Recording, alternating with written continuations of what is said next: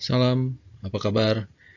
Kali ini saya akan menyampaikan sedikit pengetahuan saya tentang apa yang disebut standar kompetensi wartawan. Jadi ini jadi bahan masukan lah ya bagi kalian yang mengikuti mata kuliah kompetensi jurnalistik. Dan standar kompetensi wartawan ini merupakan produk dari Dewan Pers dan diakui oleh beberapa organisasi perusahaan pers dan organisasi profesi wartawan ya. Organisasi perusahaan pers itu misalnya SPS ya, penerbit surat kabar, AMSI itu media siber, ATVSI televisi swasta, PRSSNI itu radio swasta, PWI wartawan, IJTI jurnalis televisi, dan AJI ya, jurnalis independen. Semua ada dalam buku ini ya, yang saya akan tampilkan nanti. Ini merupakan buku saku wartawan yang diberikan oleh Dewan Pers ya kepada wartawan-wartawan yang sudah lulus uji kompetensi. Lumayan nih bocoran-bocoran sebetulnya, bocoran ujian uji kompetensi wartawan.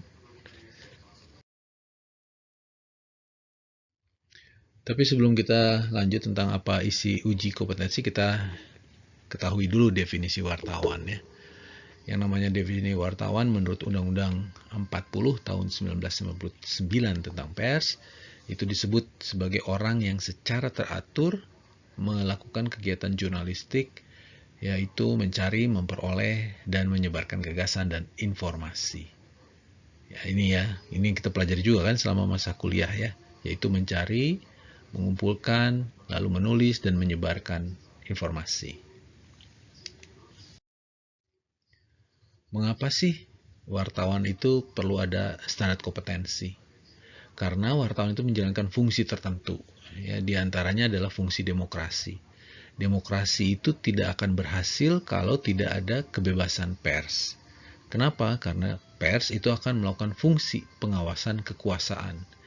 Jadi penguasa itu bisa jadi lalim ya, dia menjadi tiran, menjadi otoriter kalau tidak ada pers yang bebas. Selain melakukan pengawasan kekuasaan, pers juga melakukan fungsi komunikasi yang lain. Apa coba? Masih ingat nggak? Apa? Ya, fungsi edukasi. Kemudian, fungsi persuasi. Lalu, fungsi hiburannya. Jadi, to inform, to educate, to persuade, to entertain. Gitu ya, itu salah satu teori tentang fungsi komunikasi. Masih banyak ya teori tentang fungsi komunikasi lain ya. Ya, ini salah satu yang perlu kita ingat aja lah tentang fungsi-fungsi komunikasi berkaitan dengan pers. Nah, karena itu, karena jurnalis atau wartawan itu memproduksi karya jurnalistik demi demokrasi, maka karyanya harus berkualitas. Ya, tugasnya itu bukan untuk dapat gaji, cari nafkah keluarga, tapi sebetulnya melayani kepentingan publik. Sama seperti seorang dokter, ya, melakukan tugas bukan untuk cari kekayaan, tapi karena menjalani fungsi pelayanan kesehatan. Tanpa kehadiran dokter, maka kesehatan masyarakat menjadi rendah. Jadi karena itu dokter seharusnya tidak berpraktek sembarangan. Sekolahnya tinggi, mahal ya kan? Harusnya jurnalistik juga begitu. Ya, jadi jurnalis dan wartawan itu dibayar mahal karena sebetulnya apa yang dihasilkannya itu mempengaruhi kesehatan masyarakat juga dari segi pikiran ya, mental. Nah, karena itu untuk merekrut wartawan atau jurnalis itu perlu ada standar yang sama. Karena sekali lagi tadi jurnalis atau wartawan itu menjalankan fungsi demokrasi demi kesehatan bangsa, negara gitu ya. Karena itu proses rekrutmennya harus memiliki ukuran yang sama di seluruh Indonesia. Keterampilan yang dicari, keterampilan yang harus dimiliki, ya, pengetahuan minimal pekerja pers itu harus sama di seluruh Indonesia.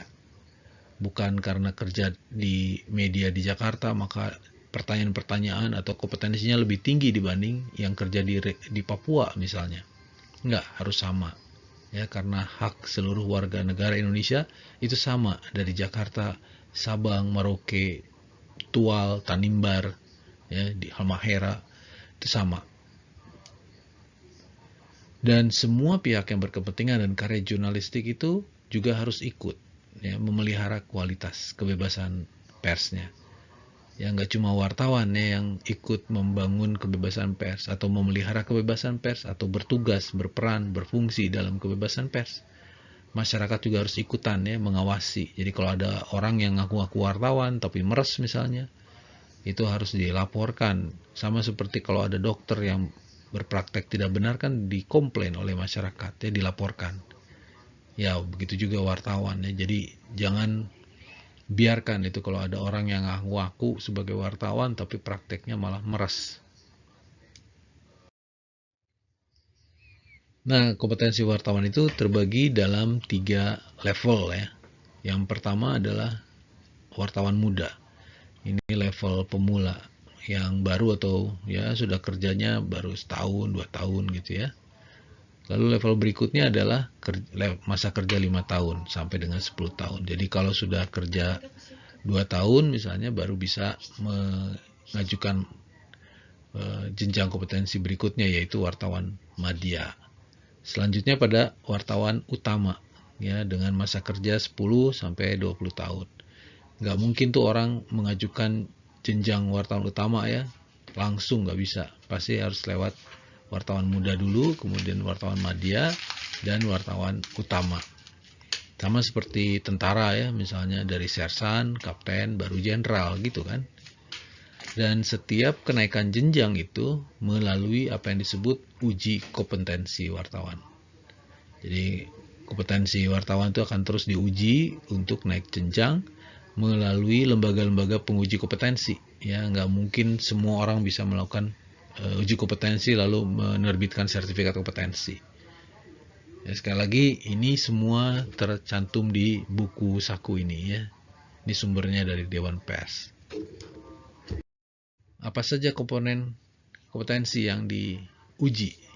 Yang pertama adalah keterampilan tentu saja ya. Keterampilan yaitu kemampuan teknis dalam melakukan pekerjaan. Lalu pengetahuan, yaitu wawasan dalam bidang yang ditugaskan, misalnya jadi wartawan olahraga, ya, wartawan kesehatan, wartawan sains, ya, dan seterusnya. Lalu kesadaran atau sikap, ya, misalnya kepercayaan, sopan santun, kepatutan, ya, tingkah laku. Itu juga menjadi komponen penilaian kompetensi. Nah, semakin tinggi jenjang kompetensi, tadi kan ada muda, madya, utama gitu ya. Itu bobotnya berbeda-beda. Jadi kalau wartawan muda, bobot keterampilan itu lebih banyak yang dicari. Sementara untuk wartawan madya, itu ketampilan dan pengetahuan ya, yang dicari. Sementara untuk wartawan utama, itu lebih pada kesadaran dan sikap serta pengetahuan. Sementara keterampilannya sudah tidak terlalu tinggi lagi nilainya. Karena wartawan utama tidak lagi bekerja ke lapangan, gitu ya. Nah, khusus untuk kompetensi wartawan muda, seperti kalian yang akan jadi wartawan misalnya nanti kalau diterima di sebuah media, maka bobot nilainya begini, keterampilan teknis itu mencapai 60%, pengetahuan 20%, dan kesadaran atau sikapnya 20%. Itu pada pembobotan nilai ya. Jadi skor lulusnya 70 minimal dari skor 100. Nah, sekarang keterampilan teknis apa yang dicari dari seorang wartawan muda? Yang pertama, mampu menggunakan perkakas peliputan, ya, Pak, memakai kamera, laptop, video handphone ya. Kalau bisa menerbangkan drone ya menerbangkan drone, ngedit komputer dan seterusnya. Tape recorder, mengetahui jenis-jenis kabel, mengenai jenis-jenis jacknya, mikrofonnya, lensa kamera, dan seterusnya. Lalu juga mampu menyampaikan ide liputan. Maksudnya adalah ketika rapat redaksi, si wartawannya tidak diem aja nunggu tugas, tapi dia juga memiliki ide liputan. Misalnya sekarang banyak hujan ya, karena hujan tinggi di Kota Bandung, maka dia bilang bagaimana kalau kita melakukan liputan tentang bencana hidrometeorologi misalnya. Apa saja yang akan diliput, di mana lokasi liputannya, siapa narasumbernya, itu ya. Jadi dalam rapat dia tidak diem aja. Kedua juga ketika dibantah, dia tidak emosian, tidak marah-marah. Jadi kemampuan dia untuk menerima pandangan lain, selain dia mampu menyampaikan pandangannya sendiri, itu juga penting dinilai ya. Atau misalnya bekerja sama dalam membangun ide, jadi ide barengan misalnya, itu juga dinilai. Keterampilan berikutnya adalah menangkap arah pemberitaan redaksi. Jadi misalnya redaksi yang nyuruh, kayaknya nih sekarang cuaca buruk ya di Bandung ini. Lalu si wartawan muda ini bilang, oh iya betul Pak, setuju, saya nih menarik nih, karena di Bandung Selatan sudah mulai ada banjir, ada begini, bagaimana kalau kita melakukan liputan tentang mitigasi bencana, hidrometeorologi, nah gitu ya. Jadi dia tahu dengan cepat menangkap, kira-kira kemana redaksi berminat untuk melakukan liputan, ya mengembangkan arah liputan. Dan yang terakhir tentu saja melaksanakan kegiatan liputannya, ya mencari narasumber, mencari tema, mencari data-data, ya, mengumpulkan, menyimpan, mengolah datanya, menulis naskahnya, membaca naskahnya, memproduksi gambar, lalu kemudian ikut serta mendistribusikan, entah itu di YouTube, di TikTok, di IG gitu ya, di media sosial yang lain, di Facebook, di website, dan seterusnya. Jadi mampu melaksanakan kegiatan liputannya dari mulai mencari sampai menyebarkan. Lalu aspek pengetahuan apa yang dibutuhkan, yang dicari dari wartawan muda? Ya pengetahuan umum, misalnya berapa sih jumlah negara di seluruh dunia? Dari mana sih datangnya cinta? Bukan. Misalnya dari mana sih kita menghitung hari ya? Kalender itu setahun 365. Kenapa Februari itu ada cuman 4 tahun sekali tanggal 29-nya? Ya kan gitu. Lalu siapa sih pimpinan pemerintahan di Vatikan? Apa ibu kota Indonesia? Apa ibu kota Filipina? Siapa presidennya? Bagaimana bentuk pemerintahan di Filipina? Bentuk pemerintahan Inggris? Dan seterusnya. Itu pengetahuan umum. Ya. Seperti nomor plat mobil, pangkat-pangkat di kemiliteran, pangkat-pangkat di kepolisian, nama jabatan di kementerian, ya kan? Gitu. Juga di DPRD, DPR, lurah, camat, dan seterusnya. Nah, pengetahuan-pengetahuan umum itu harus dimiliki oleh wartawan.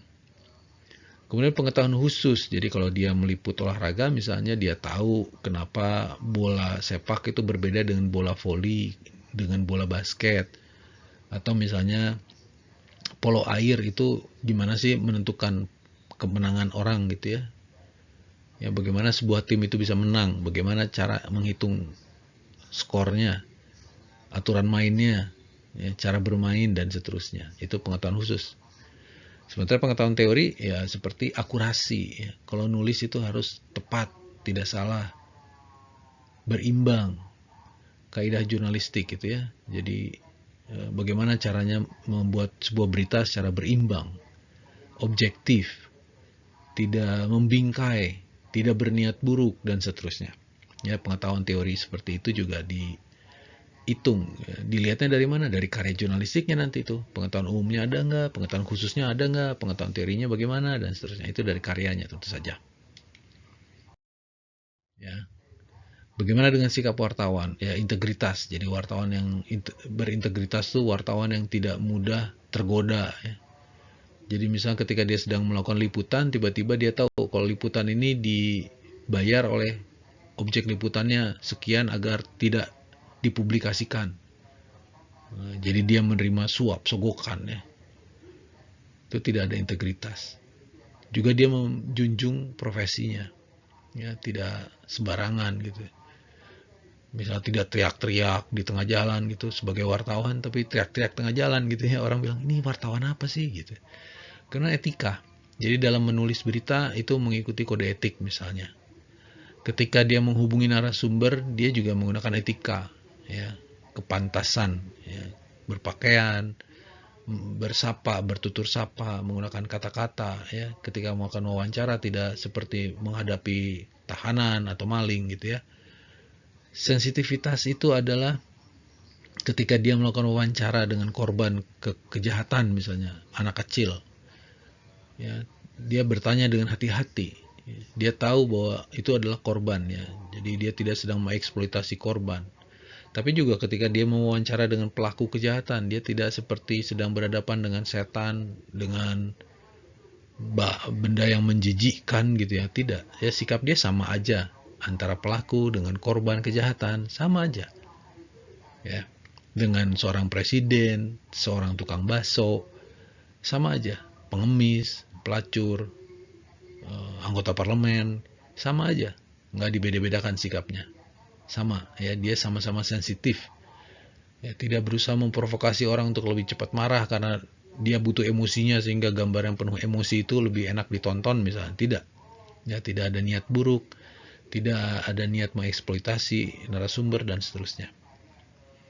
Dan yang terakhir akseptabilitas, ya. Jadi wartawan itu harus punya banyak jaringan, dia bisa diterima di mana-mana oleh tukang bakso, akrab dengan supir angkot, akrab dengan para selebritas, ya, artis, dengan presiden, pengusaha-pengusaha kaya, ya, dan seterusnya. Semua orang bisa menerima dia, jadi dia bisa bergaul dengan baik.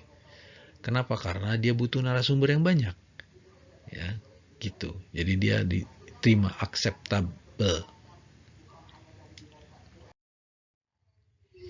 Dari mana sih, ya, belajar itu semua? Ya, kalau pengetahuan umum tentu dengan banyak baca, banyak dengar, banyak diskusi. Pengetahuan khusus juga begitu ya, banyak baca, banyak diskusi di topik-topik yang diminatinya. Misalnya apa? Tadi, kalau ingin jadi wartawan olahraga ya banyak-banyak baca diskusi tentang olahraga tadi, ya kan? Kalau misalnya jadi wartawan nuklir ya, sains, ya belajarlah ilmu-ilmu pengetahuan. Bagaimana dengan teori? Ya, ingat-ingat aja lagi mata kuliah yang ada yang sempat dipelajari di bangku kuliah ya. Teori komunikasi massa, teori hukum komunikasi massa, sosiologi media, ada undang-undang, ada peraturan, dan seterusnya dan seterusnya. Bagaimana dengan integritas tadi? Ya, etika. Ya, baca aja. Pahami kode etik jurnalistik Indonesia, pedoman media siber, adat istiadat masyarakat, ya, sopan santun, dan seterusnya.